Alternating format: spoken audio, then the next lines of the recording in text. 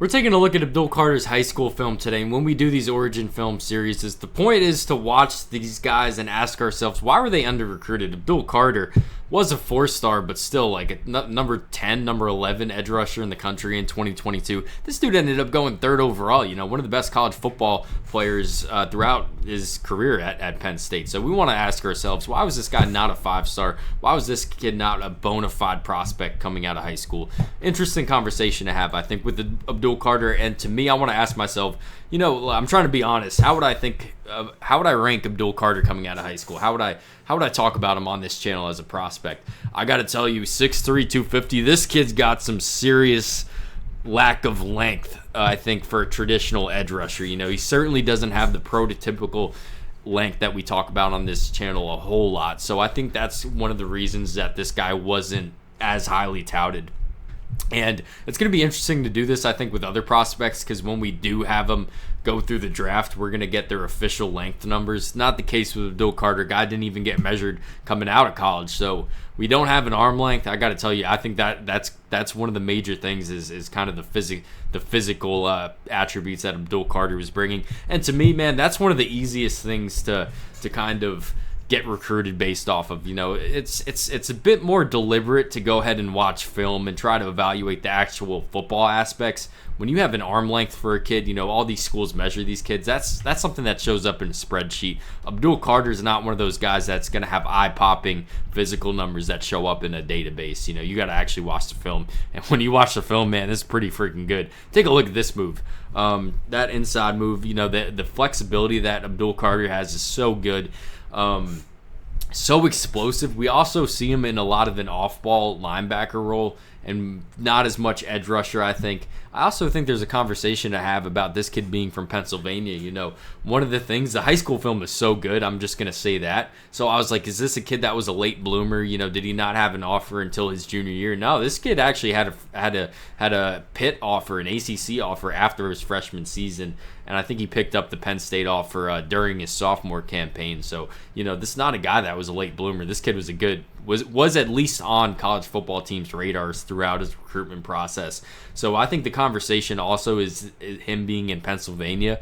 And I'm not saying that because I don't think Pennsylvania's level of competition is good. I just think it gets a bit more underrated by the national media. Take a look at this move. Another one. The flexibility, the first step just dips under. This dude was already a really good pass rusher in high school. I think the conversation is, this dude was, I hate to say it, if this dude was at Buford, if he was at St. Thomas Aquinas, I think that's kind of where you start seeing a player of this caliber get a bit more respected. And I get it, they're going to say that the level of competition is better in Georgia and Florida. So, iron sharpens iron. He's going up against worst level of competition. I get it. I just think that the athletic skills, the pass rush stuff that you see, so good. Maybe there is some explosiveness stuff because I think you will see some undersized edge rushers. They kind of close this gap a bit faster than Carter does. That might be another thing of why you kind of didn't see him as highly rated in high school. Because I also think this play right here at college, at Penn State, he closes this gap a lot faster. So he is a guy that did get faster, did get stronger at Penn State, of course.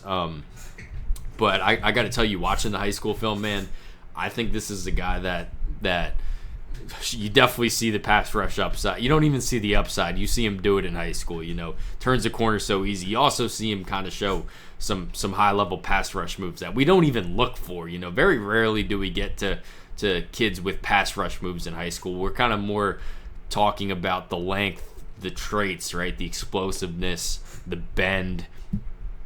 Those are the three traits: the explosiveness, the bend, and the length. We see the bend. I think we see the explosiveness, just not the length. It's hard for me to come on here and say he was a miss because, yeah, no shit, this dude went third overall, one of the best pass rushers in the country at Penn State.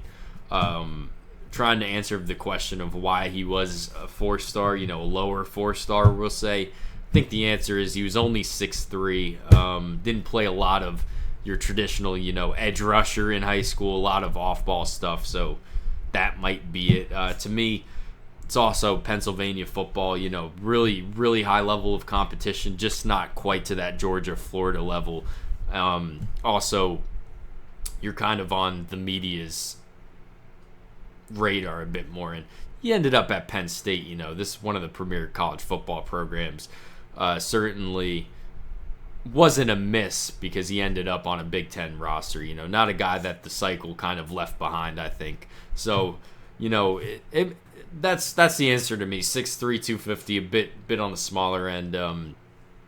If this guy was coming out, if we had a kid with the same exact measurables, same exact film, just a different player, would he be ranked a 5-star because of Abdul Carter? No, this kid would have been missed again. Another guy that would have been a 4-star, lower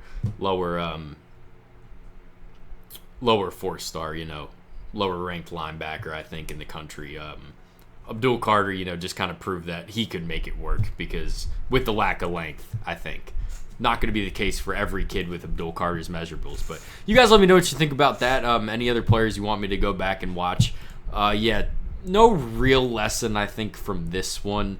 Maybe kind of trust your eyes a bit more because, he kind of passes the eye test of being a high-level pass rusher, and he certainly showed that at Penn State, and I think he's going to continue to show that with the Giants in the NFL. You guys let me know. Thanks for watching.